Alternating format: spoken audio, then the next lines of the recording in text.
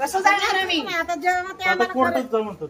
कोर्टात तर आम्ही जाणार. आता कोर्टात तुम्हाला माझ्याकडे त्यांचं रेकॉर्डिंग आहे, पण प्रत्येक वेळेस मी 2015 पासून त्यांना विचारल्यानंतर ते सांगतात 8 दिवसात खरेदी खत देतो तुम्हाला मॅडम. 8 दिवस. आता पण तुमच्या देखत त्यांनी सांगितलं 8 दिवसात कर.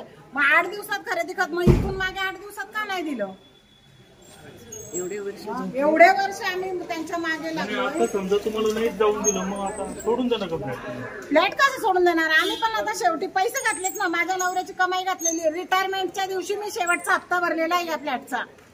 माझ्याकडे तसे लिगली सगळे कागदपत्र, बँकेचे पुरावे पण आहे. ज्या दिवशी माझे मिस्टर शेवट रिटायर झाले त्या दिवशी मी बँकेचा कर्जाचा शेवटचा हप्ता भरलेला आहे. आमच्या पण कष्टाची कमाई आहे ना. आम्हाला वाटत नाही की आमच्या फ्लॅटचा आम्ही उपभोग घ्यावा.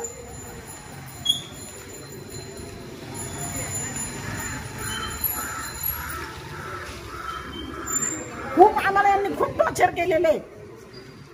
लाईट पाणी दिलं ना, लाईट म्हणजे आम्ही पाणी सरकारी नळातनं खाली प्यायचं पाणी आम्ही बरोबर राहिलं नाही. माझे लहान पोरं हो.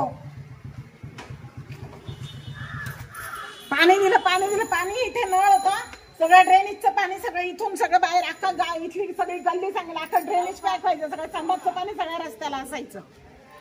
इथून आम्ही प्यायचं पाणी भरायचं.